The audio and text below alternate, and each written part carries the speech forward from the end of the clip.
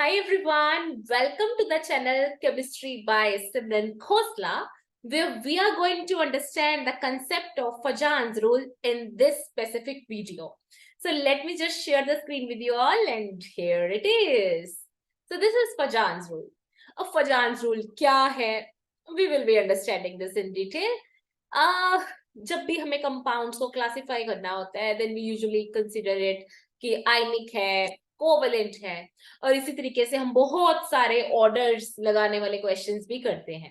जैसे कि just suppose if I ask you one question कि स्टूडेंट्स NaCl आयनिक है कि covalent, you will say ma'am it is ionic. Okay, I will ask KCl आयनिक है कि covalent है, again you will say ma'am it is आयनिक।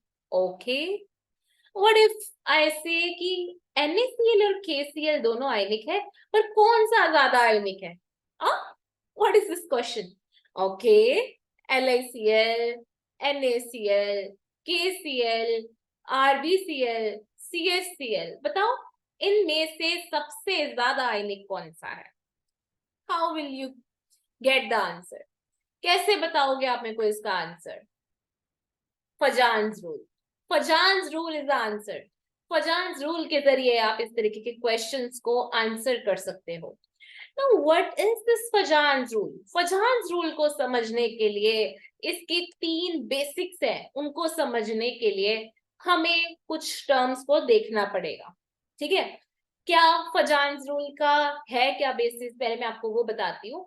देखो क्या है कि बॉन्डिंग तो हमें समझ आती है कि कोवलेंट है, आयनिक है, पर डू यू नो कि ये बहुत रिलेटिव टर्म है, बहुत रिलेटिव टर्म है। जैसे अगर हम बोल रहे हैं कि 100% कोई बॉन्ड है, 100% में से हमारे पास कुछ उसमें होगा कोवेलेंट करेक्टर, ठीक है, और कुछ करेक्टर जो होगा वो होगा आयनिक character. For example if I से कि कोई हमारे पास बॉन्ड है, उसमें 90% आयनिक करेक्टर है, तो 10% क्या होगा students? Covalent character. 100% ionic 100% covalent possible नहीं होता है। ये जरूर होता है कि अगर उसमें ज्यादा आयनिक करेक्टर है then we consider it as ionic bond, और अगर उसमें ज्यादा कोवेलेंट करेक्टर है then we consider it as covalent bond. तो ये बेसिक है, और ये एक दूसरे के रिलेटिव टर्म्स हैं। कोवेलेंट आयनिक जैसा एक रिलेटिव टर्म है, ठीक है। No bond is 100% ionic 100% covalent, no bond, no compound. In fact ये बिल्कुल गलत है जब आप बोल रहे हो कि ये 100% आयनिक कंपाउंड है। आयनिक और covalent is a relative term. कुछ फैक्टर्स हैं स्टूडेंट्स जो कि फजान्स रूल को गवर्न करते हैं, और उनको समझने के लिए ये दो चीजें बहुत इंपॉर्टेंट हैं। Polarising power of cation and polarisability of anion. क्या है इसका मतलब? Let me just tell you. जैसे ये हमारे पास एक कैटायन है जिसके ऊपर पॉजिटिव चार्ज होता है, एंड दिस इज एनायन। अब आपको पता है एनायन है, ऑब्वियसली इलेक्ट्रॉन डेंसिटी इसके ऊपर होगी, ठीक है। और जैसे ही ये कैटायन एनायन के पास आता है, ठीक है, जैसे ही इसको अप्रोच करता है, तो ये जो एनायन जो जिसके ऊपर इलेक्ट्रॉन डेंसिटी सबसे पहले आपको इतनी यूनिफॉर्मली डिस्ट्रीब्यूटेड नजर आ रही थी, ये इस कैटायन के अप्रोच करने पे इसकी जो डेंसिटी है वो कैटायन के पास होने लग जाएगी, और पीछे हमारे पास जो इलेक्ट्रॉन का क्लाउड है वो डिस्टोर्ट होने लग जाएगा, ठीक है। कैटायन को देख के इलेक्ट्रॉन डेंसिटी जो है वो ज्यादा इस तरीके से इधर वाली साइड आने लग जाएगी, और यहाँ हमें दिखेगा कि ये इलेक्ट्रॉन क्लाउड जो कि पहले आपको एक स्फेरिकल नजर आ रहा था, अब वो क्या है? अब वो डिस्टोर्ट हो चुका है, ठीक है, डिस्टोर्ट हो चुका है। ये देखो यहाँ पे अगर नेगेटिव आ रहा है तो जनरली पीछे क्या होगा? Positive positive. समझ रहे हो कि मतलब वही ना, कि अगर यहाँ पे नेगेटिव है तो पीछे क्या बच रहा होगा? पॉजिटिव पॉजिटिव बच रहा होगा। तो एक हिसाब से ये इलेक्ट्रॉन क्लाउड जो पहले आपको 100% नजर आ रहा था कि ये तो नेगेटिव नेगेटिव नेगेटिव है, ये यहाँ पे क्या हो गया? पोलराइज हो गया। ये यहाँ पे क्या हो गया? पोलराइज हो गया। तो एनायन क्या हो गया? पोलराइज हो गया। तो एनायन के पास क्या एबिलिटी हुई? पोलराइज होने की एबिलिटी, यानी पोलराइजेबिलिटी। और कैटायन के पास क्या पावर हुई? कैटायन के पास पावर हुई पोलराइज करने की, यानी पोलराइजिंग पावर, ठीक है। कैटायन के पास क्या हुई? Polarising power. और एनायन के पास क्या हुई? पोलराइजेबिलिटी। इन दोनों को मद्देनजर रखते हुए हम इस रूल को समझेंगे, ठीक है। पोलराइजिंग पावर, पोलराइजेबिलिटी आपको समझ आया, ठीक है। अब मैं आपको बताती हूँ, कोई भी कैटायन है उसकी पोलराइजिंग पावर किसके डायरेक्टली प्रोपोर्शनल होती है? पहले तो मैं आपको ये समझाऊंगी। पोलराइजिंग पावर किसी भी कैटायन की डायरेक्टली प्रोपोर्शनल होती है चार्ज के, डायरेक्टली प्रोपोर्शनल होती है चार्ज, क्या चार्ज? Charge of cation. और इनवर्सली प्रोपोर्शनल किसके होती है? Size of cation. तो polarising power of cation is directly proportional to charge of cation and inversely proportional to size of cation. मतलब जितना छोटा साइज, ठीक है, जितना छोटा साइज कैटायन का, उसकी उतनी ही ज्यादा क्या होगी? पोलराइज करने की पावर, ठीक है, पोलराइजिंग पावर उतनी ही ज्यादा होगी। और जितना हमारे पास ज्यादा चार्ज होगा, ठीक है, जितना ज्यादा चार्ज होगा कैटायन के ऊपर, उतनी ही हमारे पास क्या होगी? Polarising power. तो जितना छोटा कैटायन उतनी ज्यादा पोलराइजिंग पावर, और जितना ज्यादा चार्ज उतनी ज्यादा पोलराइजिंग पावर।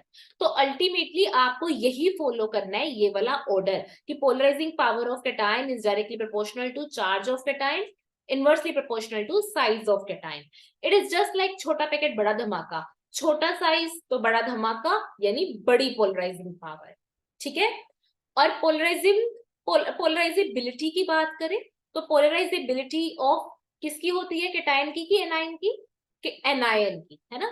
तो polarisability of anion is directly proportional to charge and size of anion। Anion के चार्ज और साइज के डायरेक्टली प्रोपोर्शनल क्या होती है? पोलराइजेबिलिटी। जितना ज्यादा चार्ज एनायन के ऊपर उतनी ज्यादा पोलराइजेबिलिटी, जितना ज्यादा साइज एनायन का उतनी ही ज्यादा उसकी पोलराइजेबिलिटी। Clear that? ये दोनों फैक्टर्स हैं जो आपको ध्यान में रखने हैं। अब इन दोनों फैक्टर से हम कैसे पता लगाएंगे कि कौन सा ज्यादा कोवेलेंट है, कौन सा ज्यादा आयनिक है? तो वो आप देखिए जरा, जिसकी जितनी ज्यादा पोलराइजिंग पावर, ठीक है, जिसमें जितना ज्यादा कैटायन का पोलराइजिंग पावर, जितना ज्यादा एनायन की पोलराइजेबिलिटी, ये दोनों फैक्टर ज्यादा होने से हमारे पास कोवेलेंट करैक्टर भी ज्यादा होता है। तो पोलराइजिंग पावर अगर ज्यादा हो तब भी हमारे पास कोवेलेंट वेक्टर ज्यादा होता है, पोलराइजेबिलिटी ज्यादा हो तो कोवेलेंट वेक्टर तब भी ज्यादा होता है। और हमने क्या पढ़ा था कि अगर 100% कोई भी बॉन्ड का करैक्टर है, अगर उसमें 70% कोवेलेंट करैक्टर है तो रिमेनिंग क्या होगा? आयनिक करैक्टर। तो मतलब ये कि अगर हमारे पास ज्यादा कोवेलेंट करैक्टर है तो आयनिक करैक्टर कम होगा, यही है ना, क्योंकि ओवरऑल तो 100% रहेगा। अगर उसमें कोवेलेंट करैक्टर ज्यादा हो गया तो आयनिक करैक्टर कम होगा। क्लियर? तो ये फैक्टर्स पता चलते हैं। अब देखो, यहां से ये जैसे फजान रूल का बारे में मैंने आपको बताया, अभी मैं आपको इसके पोस्टुलेट्स के बारे में दोबारा बताती हूँ, ठीक है। This rule can be stated on the basis of 3 factors. जैसे पहला है आपके पास साइज ऑफ द आयन, यही अपने जाना कि smaller the size of the cation और larger the size of anion तो ज्यादा कोवेलेंट करैक्टर होगा। यानी कैटायन का छोटा होने से बड़ा धमाका होता है, और एनायन का जितना साइज बड़ा उतना ही कोवेलेंट करैक्टर भी ज्यादा। ये मैंने आपको अभी रिलेशंस के जरिए बताया। और चार्ज का भी मैं बता चुकी हूँ कि अगर आपके पास कैटायन के ऊपर ज्यादा चार्ज होगा तो कोवेलेंट करैक्टर भी ज्यादा होगा। क्यों? क्योंकि covalent character is directly proportional to charge of cation. ये तीसरा फैक्टर मैंने आपको नहीं बताया था इलेक्ट्रॉनिक कॉन्फ़िगरेशन का, ये आप देख लीजिए। इलेक्ट्रॉनिक कॉन्फ़िगरेशन, कैटायंस जिनमें सेम चार्ज सेम साइज है, अब आप उसमें क्या करोगे? जब आप चार्ज से भी नहीं बता पा रहे हो, साइज से भी नहीं बता पा रहे हो, फिर आप कैसे बताओगे?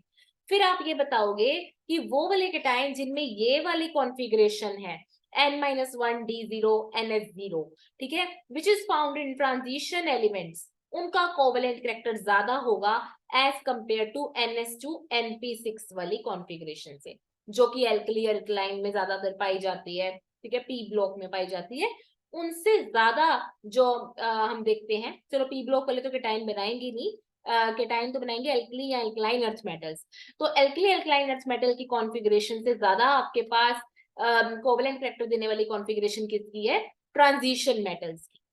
इनफैक्ट अगर मैं आपको ज्यादा क्लियर बताऊं तो मैं आपको ज्यादा क्लैरिटी देती हूँ अभी एक टर्म से, जो कि है pseudo noble gas configuration. Pseudo noble gas configuration क्या होती है स्टूडेंट्स?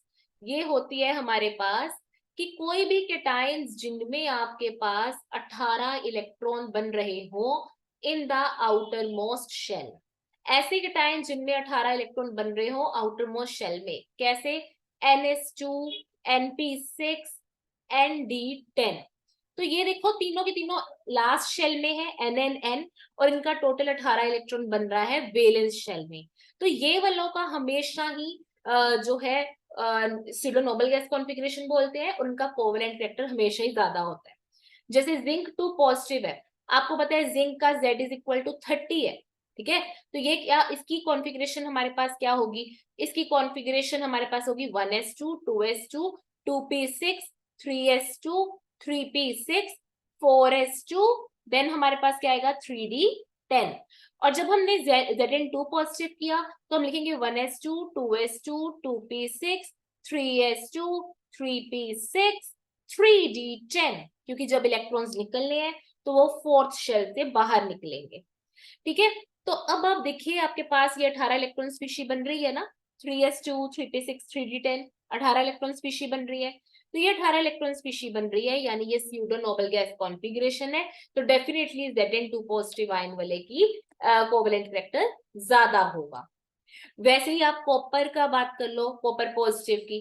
कॉपर पॉजिटिव की बात करने से पहले आपको इसका एटॉमिक नंबर पता होना चाहिए और इसकी इलेक्ट्रॉनिक कॉन्फ़िगरेशन पता होनी चाहिए, जो कि बहुत आसान है। इनफैक्ट ये आपके पास आती है एक्सेप्शनल कॉन्फ़िगरेशन में, क्योंकि आप देखिए यहाँ पे आएगा 4s1 3d, देखो 4s2 3d9। अब 3d9 तो होएगा नहीं, ये क्या हो जाएगा 4s1 3d10।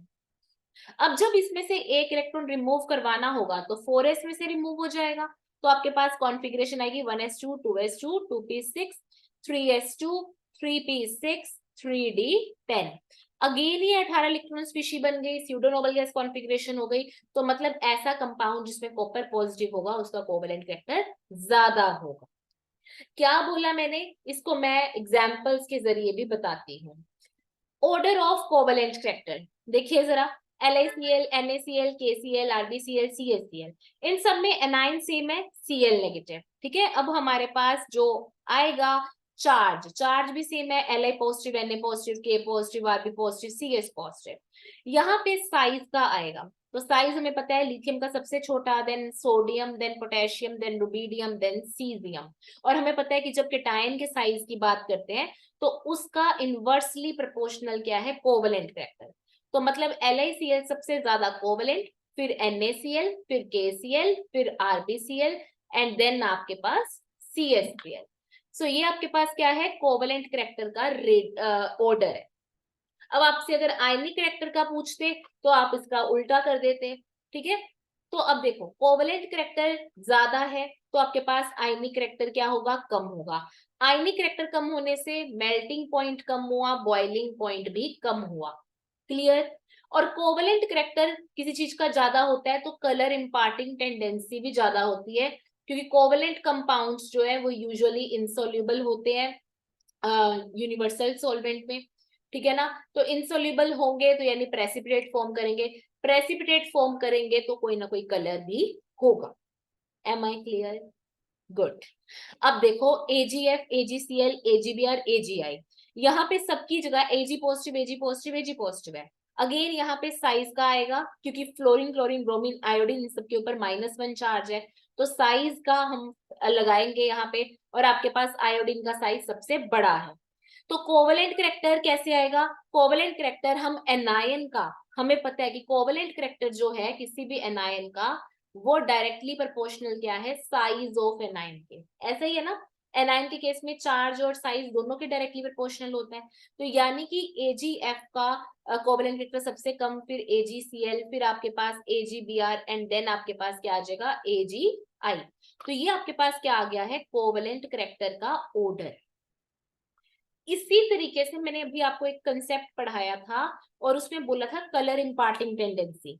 तो कलर इंपार्टिंग टेंडेंसी का पॉइंट मैं यहाँ पे एक्सप्लेन कर देती हूँ। देखो AgF का अगर कलर देखते हो तो ये कलरलेस है, और आपको पता है कोवेलेंट कैरेक्टर सबसे कम है तो ये कलरलेस है।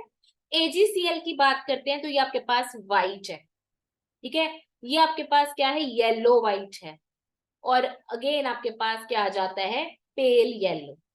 तो यहाँ हम देखते हैं कि जैसे जैसे हम जा रहे हैं कोवलेंट कैरेक्टर बढ़ रहा है, और कोवलेंट कैरेक्टर बढ़ने से क्या हो रहा है, कलर इंपार्टिंग टेंडेंसी भी बढ़ रही है। तो ये हम देखते हैं कि फजान रूल एक है, लेकिन उससे कितने क्वेश्चन सॉल्व होते हैं। मेल्टिंग बॉइलिंग पॉइंट का क्वेश्चन भी सॉल्व हो रहा है फजान रूल से, आपके पास आयनिक कैरेक्टर का भी सॉल्व हो रहा है, और आपके पास कलर इंपार्टिंग टेंडेंसी का भी हो रहा है। और जो भी मैंने आपको इलेक्ट्रॉनिक कॉन्फ़िगरेशन वाला कंसेप्ट पढ़ाया था वो यहाँ पे यूज हो जाएगा। अब देखो Cl सबकी जगह -1 चार्ज आएगा, तो वहां से आप नहीं कंपेयर कर पाओगे। यहाँ पे Li पॉजिटिव है, बेरियम 2 पॉजिटिव है, और Zn2 पॉजिटिव है।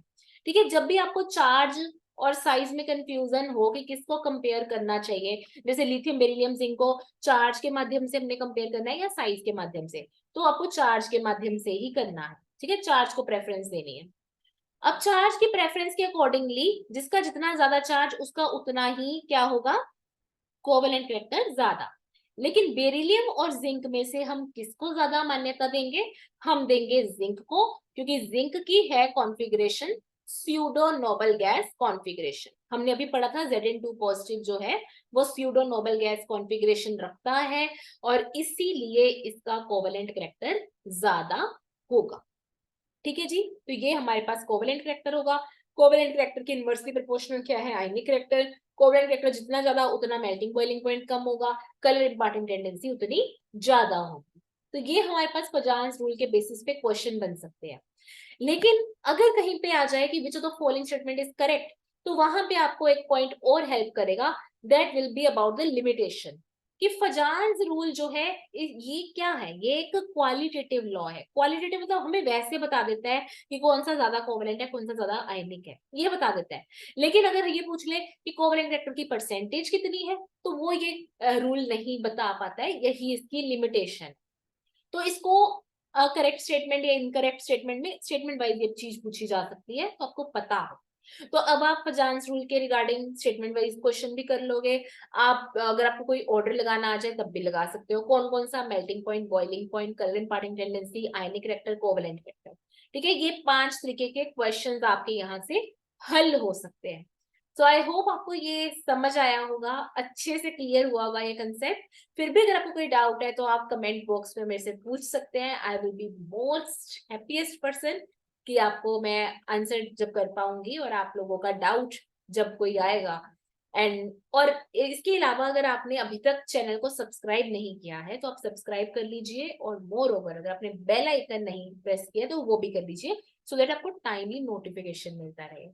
ठीक है, so this is all about this video. See you in the next video with the newer concept. Bye bye, take care.